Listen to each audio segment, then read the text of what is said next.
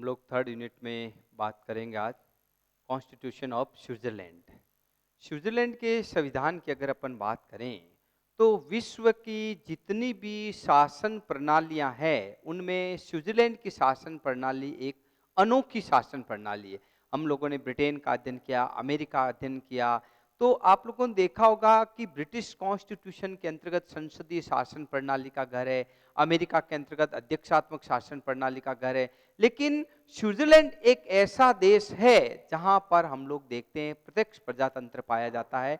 Switzerland के बारे में जॉन ब्राउन मेसन ने कहा है, अशांति के समुद्र में शांति का द्वीप है। यानी कि स्विट्जरलैंड के हम लोग जब ऐतिहासिक पृष्ठभूमि का अध्ययन करें तो हम लोग देखते हैं कि स्विस संविधान एक ऐसा संविधान है जो विश्व का सबसे सुंदर और रमणीय स्थान है, जिसके बारे में ये कहा जाता है कि एक ऐसा कॉन्स्टिट्यूशन निर्मित किया है जो आज तक किसी भी देश ने वहां पर शासन का कब्जा नहीं किया। अर्थात स्विट्जरलैंड किसी भी देश का गुलाम नहीं बना है।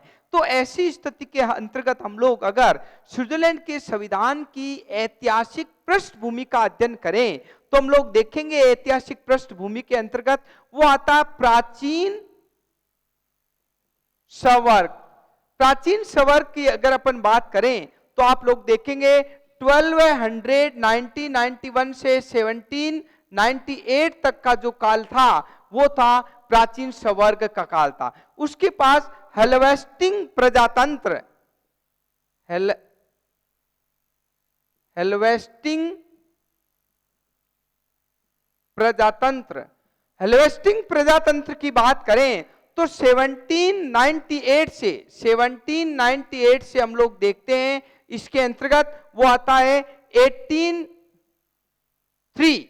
उसके पश्चात का जो काल आता है मूल रूप से वो नेपोलियन का काल आता है, नेपोलियन युग।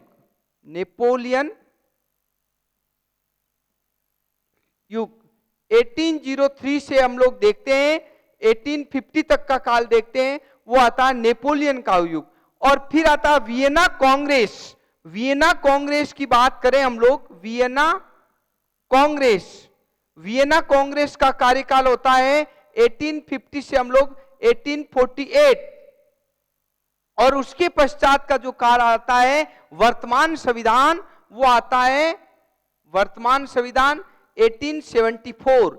यानी कि अपनी ऐतिहासिक पृष्ठभूमि को देखते हुए स्विट्जरलैंड के संविधान का निर्माण अलग अलग चरणों में बना। जिस प्रकार ब्रिटेन का संविधान संसदीय शासन प्रणाली के लिए विश्व विख्यात है, अमेरिका का संविधान अध्यक्षात्मक शासन प्रणाली के लिए विश्वविख्यात है, उसी प्रकार स्विट्जरलैंड का संविधान प्रत्यक्ष प्रजातंत्र के लिए एक प्रयोगशाला के रूप में कार्य कर रहा है। और वहां पर फेडरल सिस्टम पाया जाता है। वहां पर 19 अर्ध कैंटन है और 19 पूर्ण कैंटन है और 6 अर्ध कैंटन है। तो ऐसी स्थिति के अंतर्गत हम लोग देखते हैं कि राजनीति विज्ञान के विद्यार्थियों के लिए स्विट्जरलैंड के संविधान का अध्ययन करना बहुत अधिक जरूरी एवं महत्वपूर्ण है। तो नंबर 1 आता है स्विट्जरलैंड के संविधान की बात करें तो हम लोग सबसे पहले देखते हैं निर्मित संविधान। हम लोगों ने ब्रिटेन के संविधान के बारे में देखा तो आप लोगों ने देखा होगा कि ब्रिटेन के संविधान जो है अलिखित संविधान था, लेकिन स्विट्जरलैंड के संविधान की जब अपन बात करते हैं तो एक निर्मित संविधान है। और इस निर्मित संविधान और लिखित संविधान सभा के द्वारा निर्मित किया गया है, जिसके अंतर्गत 123 अनुच्छेद और 3 अध्यायों से निर्मित संविधान है। अर्थात स्विट्जरलैंड का संविधान एक संविधान सभा के द्वारा निर्मित किया गया। नेक्स्ट आता है कठोर संविधान। कठोर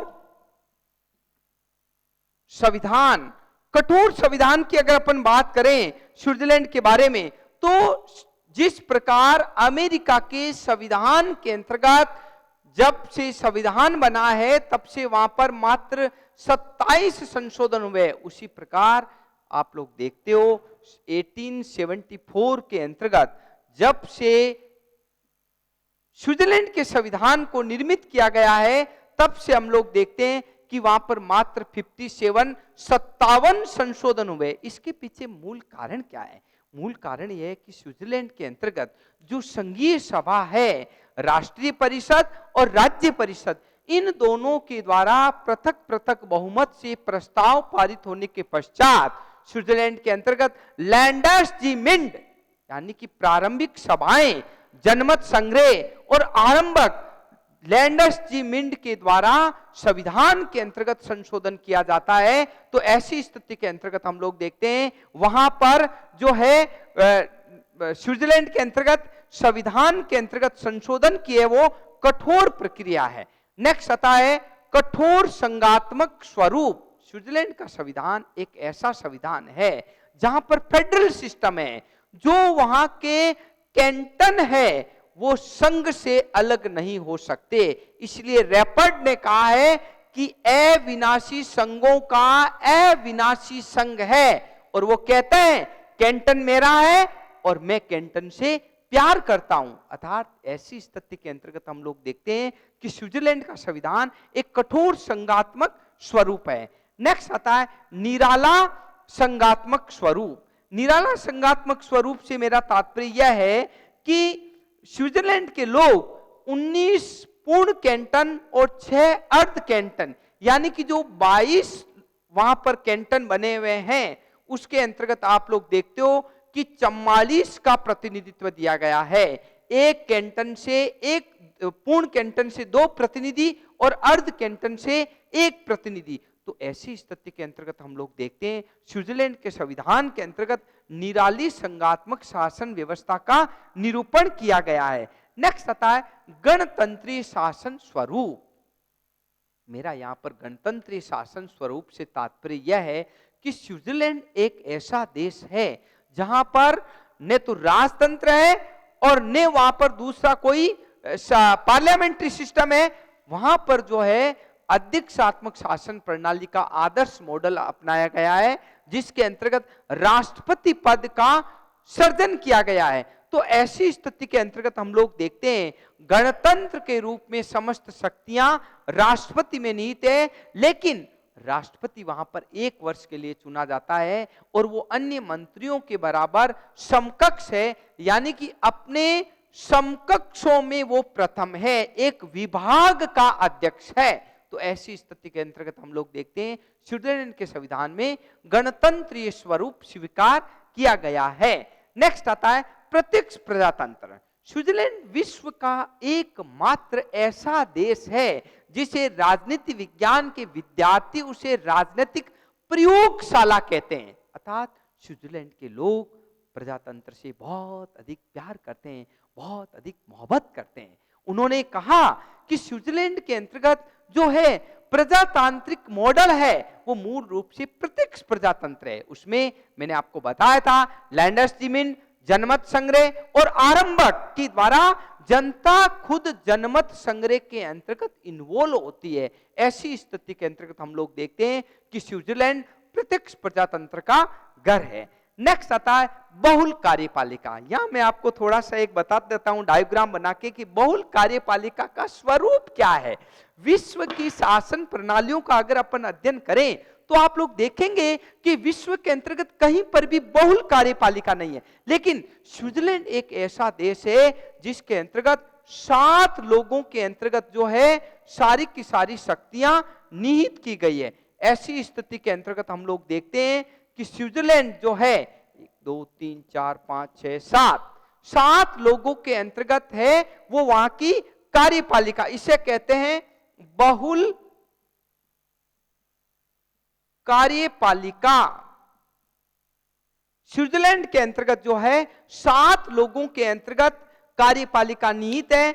ऐसी स्थिति के अंतर्गत जो मंत्रिमंडल का निर्माण होता है, जो कैबिनेट का निर्माण होता है, इन 7 लोगों के अंतर्गत होता है और यही 7 लोग देश की शासन व्यवस्था का संचालन करते हैं। नेक्स्ट आता है निराली संसदीय व्यवस्था। देखिए संसदीय व्यवस्था का नियम यह है कि व्यवस्थापिका में से कार्यपालिका का निर्माण होता है और कार्यपालिका के सदस्य व्यवस्थापिका के प्रति उत्तरदायी होते हैं। अगर वो मान लीजिए उत्तरदायी नहीं होते हैं तो तो व्यवस्थापिका उसे अविश्वास प्रस्ताव के द्वारा उन्हें पदमुक्त कर सकती है, उन्हें हटा सकती है, जिसे कहते हैं पार्लियामेंट्री सिस्टम।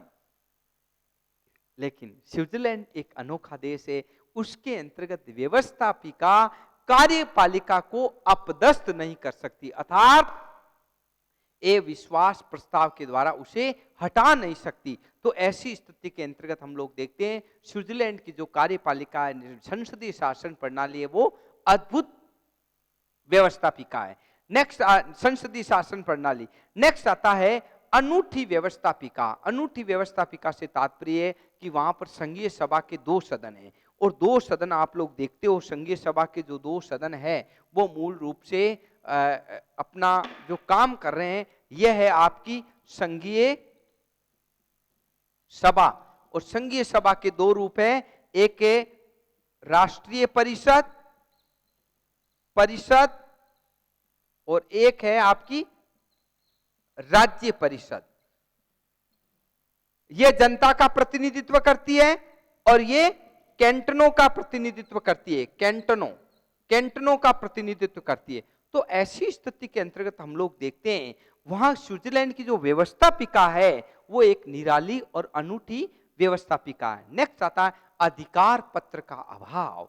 देखिए फंडामेंटल राइट्स की बात करें, जहां सेकुलरिज्म है, जहां पर डेमोक्रेसी मॉडल है, जहां पर आपके जो है फंडामेंटल राइट्स है, सभ्य समाज की स्वतंत्र न्यायपालिका है, वहां पर किसी भी देश के अंतर्गत व्यक्ति के व्यक्तित्व विकास के लिए नागरिकों के अधिकार पत्र का होना अत्यंत आवश्यक है। लेकिन विश्व का स्विट्जरलैंड एक ऐसा देश है जहां पर अधिकार पत्रों का अभाव है, फिर भी वहां के लोग बहुत अधिक सुखी है, संपन्न है, स्वतंत्र है, उन्हें कोई दिक्कत नहीं। इसके पीछे ये कारण है कि स्विट्जरलैंड के लोगों ने अपने प्रकृति के अनुरूप अपने आप को ढाल लिया, तो ऐसी स्थिति में वहां पर अधिकारों का हनन नहीं होता है।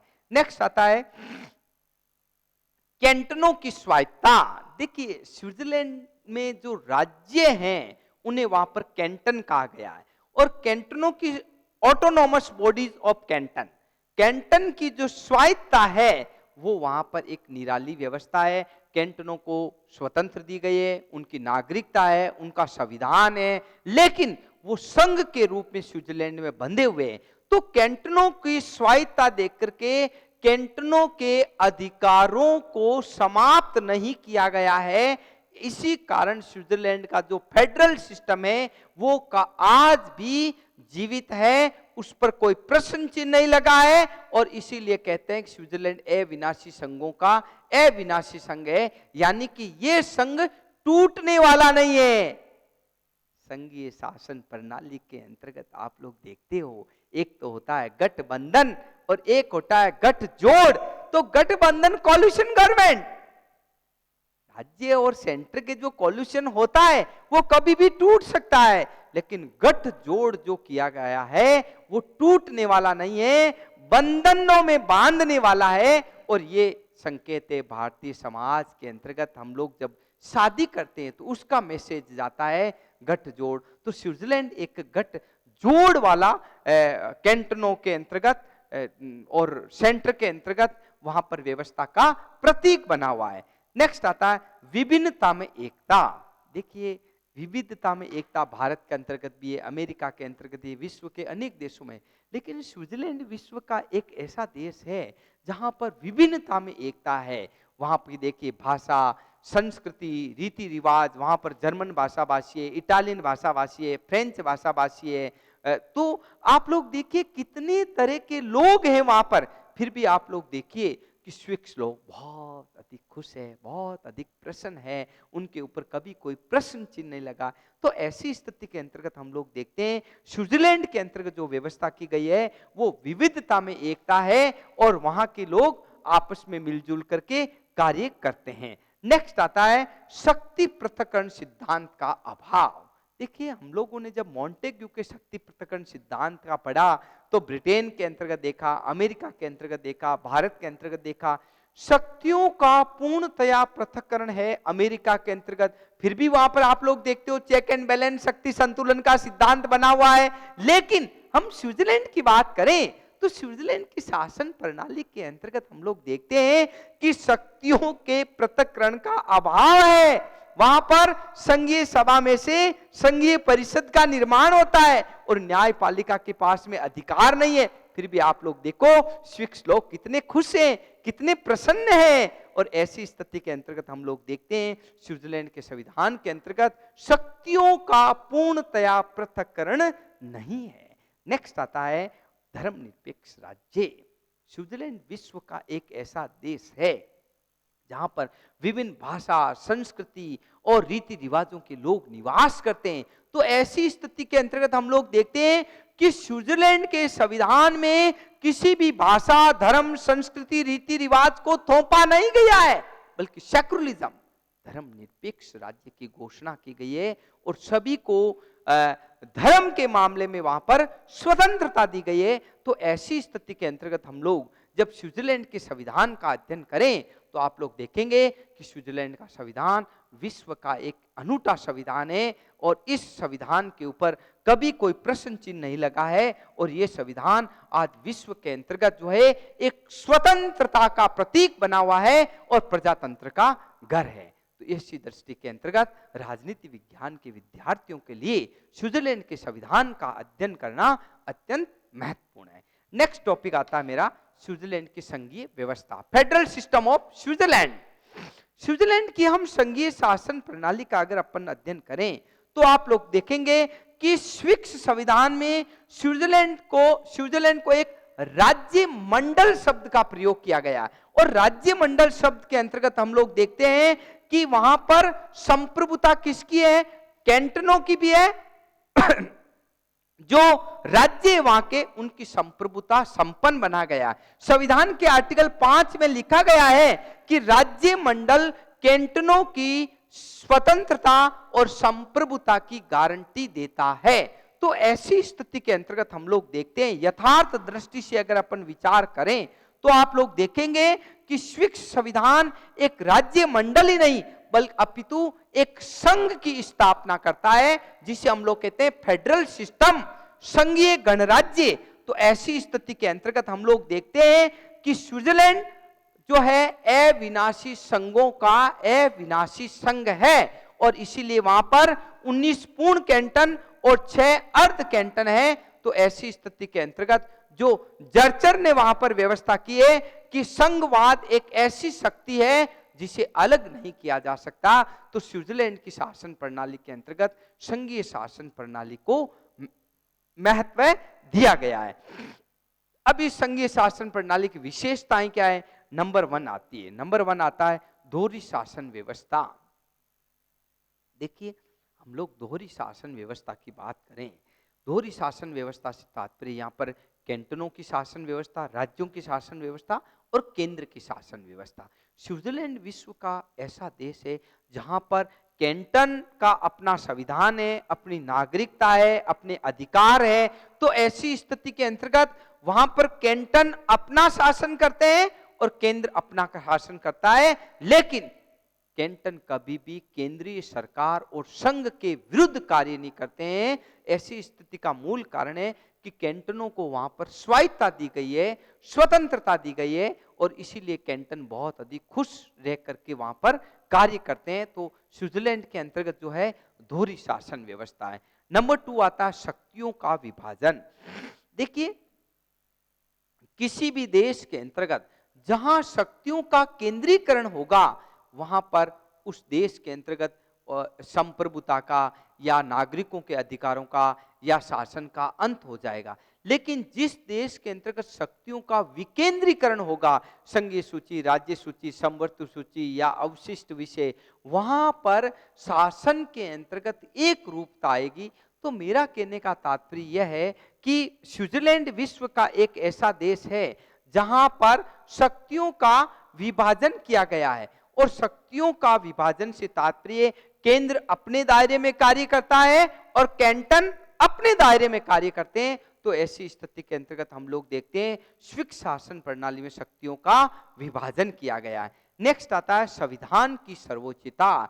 देखिए, स्विट्जरलैंड का संविधान मैंने आपको बताया था ऐतिहासिक पृष्ठभूमि का परिणाम है, और ऐतिहासिक पृष्ठभूमि मैंने बताई थी आपको 1991 से बताई थी मैंने, जो जाकर के 1874 के अंतर्गत स्विट्जरलैंड का संविधान बना, जिसके अंतर्गत 123 अनुच्छेद और 3 धाराएं सम्मिलित की गई है। तो स्विट्जरलैंड के संविधान की जो है वो सर्वोच्चता बनाई गई है। संविधान की भावनाओं के विपरीत कोई भी व्यक्ति, समुदाय या संस्था डिसीजन नहीं ले सकती। वहां पर जो कुछ सर्वोच्च है वो संविधान है। जैसा कि ब्रिटेन के अंतर्गत पार्लियामेंट प्रमुख है, उसी प्रकार स्विट्जरलैंड के अंतर्गत संविधान को सर्वोच्च घोषित किया गया है। नेक्स्ट आता स्वतंत्र न्यायपालिका। देखिए, अमेरिका में जिस तरह न्यायपालिका को स्वतंत्र रख करके न्यायिक पुनरावलोकन की शक्ति प्रदान की गई है, वैसे स्विट्जरलैंड में उतनी न्यायिक स्वतंत्रता नहीं है। फिर भी मैं आपको बताऊं कि स्विट्जरलैंड में न्यायिक स्वतंत्रता है, न्यायाधीश अपने निर्णय देते हैं, लेकिन न्यायिक पुनरावलोकन की वहां पर व्यवस्था नहीं है। नेक्स्ट आता है कैंटनों की स्वायत्ता। कैंटनों की स्वायत्ता वहां पर जो है जग जाहिर है, और कैंटन स्वतंत्र है, कैंटनों का संविधान है, मैंने बताया था।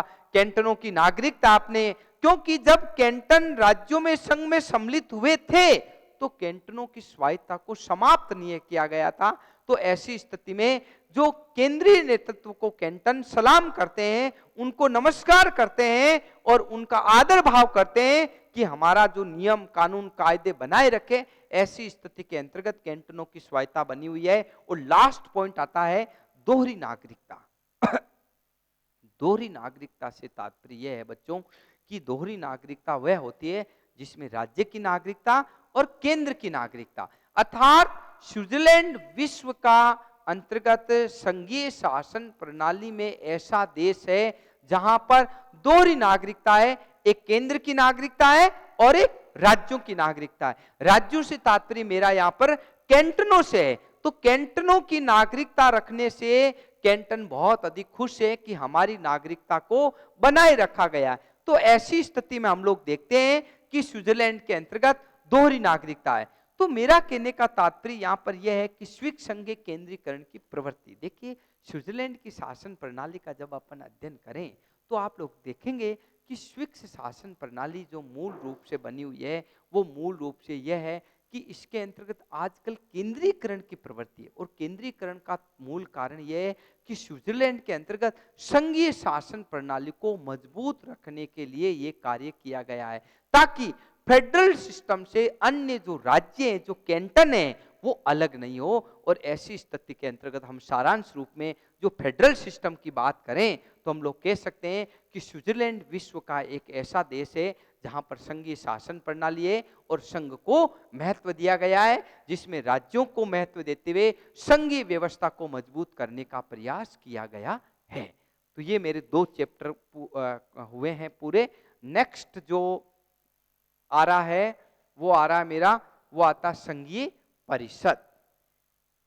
हम संघीय परिषद की देखिए बात करें या संघीय सभा की बात करें तो आप लोग देखेंगे कि संघीय सभा क्या है और संघीय परिषद क्या है। दोनों की बात मैं करता हूं, यहां पर आपको दोनों चैप्टरों के बारे में अलग अलग बताता हूं। देखिए, संघीय सभा जो है वो वहां की व्यवस्थापिका है।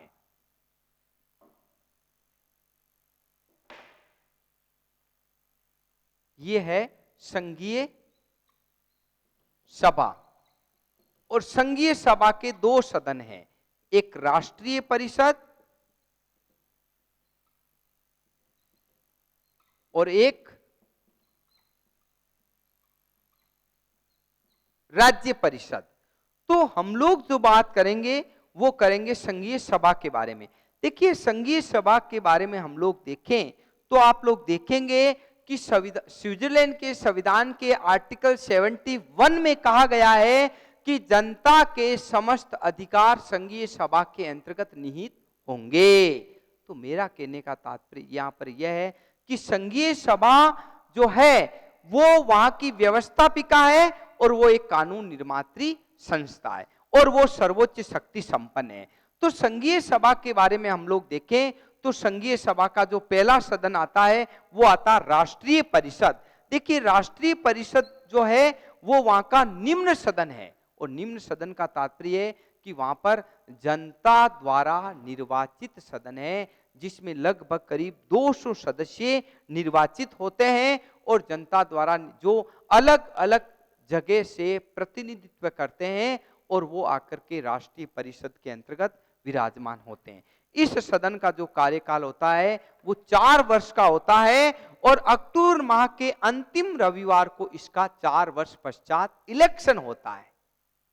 ऐसी स्थिति के अंतर्गत हम लोग देखते हैं जो चुनाव होते हैं वो गुप्त मतदान प्रणाली के द्वारा वयस्क मताधिकार के आधार पर इनका इलेक्शन होता है। तो ये जो हुआ है वो होता है राष्ट्रीय परिषद के अंतर्गत। और अधिवेशन की बात करें तो हम लोग देखते हैं कि संविधान के आर्टिकल 86 की बात करें तो स्विट्जरलैंड के संविधान के आर्टिकल 86 के अंतर्गत जो है अधिवेशन वर्ष में एक बार होना आवश्यक है, परंतु वर्ष में 4 अधिवेशन होते हैं और ये होते हैं मार्च, जून, सितंबर और दिसंबर।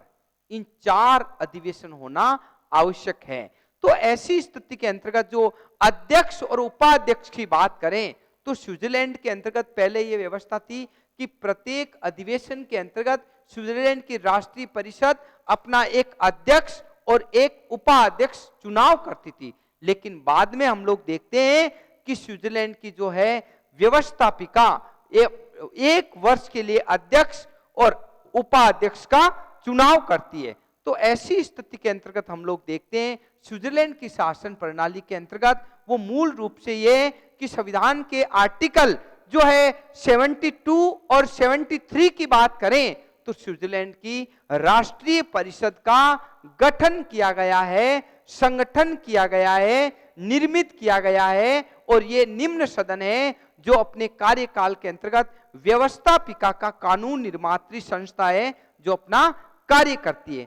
दूसरा आता है राज्य परिषद। देखिए राज्य परिषद की बात करें तो हम लोग देखते हैं कि राज्य परिषद मूलतया कैंटनों का प्रतिनिधित्व करती है। ये एक उच्च सदन है जो राज्यों का प्रतिनिधित्व करती है। इसके अंतर्गत जो है मूल रूप से जो कैंटन है वो पूर्ण कैंटन से 2-2 प्रतिनिधि निर्वाचित होते हैं और अर्ध कैंटन से एक-एक प्रतिनिधित्व निर्वाचित होते हैं और कुल कैंटन वहां पर 22 है, जिसमें से 19 पूर्ण कैंटन और 6 अर्ध कैंटन। तो इन जो संगठन का निर्माण किया गया है तो 15 कैंटन तथा 5 अर्ध कैंटन का कार्यकाल होता है 4 वर्ष का वहां पर, और 2 कैंटन और 1 अर्ध कैंटन का कार्यकाल है वहां पर 3 वर्ष का, और 2 कैंटन और का कार्यकाल होता है 1 वर्ष के लिए। तो मेरा कहने का तात्पर्य है कि राज्य परिषद के अंतर्गत सभी कैंटनों का अलग अलग कार्यकाल है, अलग अलग प्रतिनिधित्व दिया गया है। तो मूल रूप से जो है ये कैंटनों का प्रतिनिधित्व करती है। अधिवेशन जो है मूल रूप से राष्ट्रीय परिषद के साथ प्रारंभ होता है और इसका अधिवेशन भी मार्च, जून, सितंबर और दिसंबर में होता है। गणपूर्ति के लिए हम लोग देखते हैं जो 44 सदस्य हैं 44, उनमें से 23 प्रेजेंट रहना अत्यंत आवश्यक है। और जहां तक अध्यक्ष और उपाध्यक्ष की बात करें तो राष्ट्रीय परिषद की तरह राज्य परिषद भी अपने सदस्यों में से एक अध्यक्ष और एक उपाध्यक्ष का चुनाव करती है जिनका कार्यकाल 1 वर्ष का होता है। तो ऐसी स्थिति के अंतर्गत हम लोग देखते हैं कि स्विट्जरलैंड की जो संघीय सभा है वो द्विसदनात्मक व्यवस्थापिका है जिसके अंतर्गत राष्ट्रीय परिषद और राज्य परिषद निर्मित की गई है। नेक्स्ट आता है संघीय सभा की शक्तियां। देखिए जो राष्ट्रीय परिषद है और राज्य परिषद है इसके पावर्स एंड फंक्शंस क्या है, ये क्या क्या कार्य करते हैं दोनों मिलकर के। तो नंबर 1 आता है विधायी शक्तियां। देखिए जहां तक कानून निर्माण की बात है, कानून निर्माण के बारे में मैं ये कहना चाहूंगा कि विधायी शक्तियां क्या करती है, चाहे राष्ट्रीय परिषद हो और चाहे राज्य परिषद हो, दोनों को दोनों मूल रूप से विधायी क्षेत्र में चाहे कानून का निर्माण करना हो, चाहे विधेयक पारित करना हो, चाहे उसे अध्यादेश जारी करना हो, तो मूल रूप से विधायी शक्तियां, कानून निर्मात्री संस्थियां, कानून का जो प्रारूप तैयार होगा वो मूल रूप से संघीय सभा के अंतर्गत होता है। नंबर 2 आता है कार्यपालिका संबंधी शक्तियां। कार्यपालिका संबंधी शक्तियों से तात्पर्य यह है कि स्विट्जरलैंड के अंतर्गत जो कार्यपालिका है वो संघीय परिषद होती है, और संघीय परिषद के अंतर्गत हम लोग देखते हैं कि इसके अंतर्गत जो है मूल रूप से प्रश्न पूछना है, ध्यान आकर्षण प्रस्ताव है, निंदा प्रस्ताव है, काम रोको प्रस्ताव है। तो मूल रूप से कार्यपालिका से संबंधित समस्त शक्तियां जो मूल रूप से है वो संघीय सभा के सदस्य, संघीय परिषद के सदस्यों से प्रश्न पूछ सकते हैं। तो जो मंत्रिमंडल के सदस्य हैं केवल उन्हें अविश्वास प्रस्ताव के द्वारा संघीय सभा हटा नहीं सकती। तो ऐसी स्थिति के अंतर्गत हम लोग देखते हैं कार्यपालिका संबंधी शक्तियों के अंतर्गत भी महत्वपूर्ण भूमिका है। नेक्स्ट आता है वित्तीय शक्तियां। वित्तीय शक्तियों के बारे में हम लोग देखें तो वित्तीय शक्तियों, बजट बनाना है, बजट को लागू करना है, बजट पारित करना है, बजट का निर्माण करना है, ये सारा का सारा संघीय सभा का कार्य है। नेक्स्ट आता है संविधान में संशोधन संबंधी शक्ति।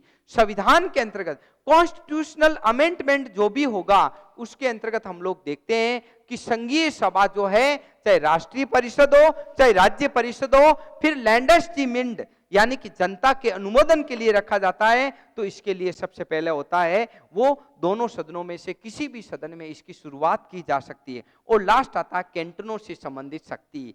कैंटनों से संबंधित शक्ति से तात्पर्य है कि संघीय सभा कैंटनों से संबंधित, कोई अर्ध कैंटन है, पूर्ण कैंटन है, भाषा को लेकर के, धर्म को लेकर के कोई विवाद हो जाता है तो दोनों सदन मिलकर के संघीय सभा कैंटनों के लिए अधिकार तय करती है। तो ऐसी स्थिति के अंतर्गत हम लोग देखते हैं कि स्विट्जरलैंड की संघीय सभा एक अद्भुत सभा है जो मूल रूप से कानून निर्मात्री संस्था है, द्विसदनात्मक व्यवस्थापिका है और देश के लिए कानून का निर्माण करती है।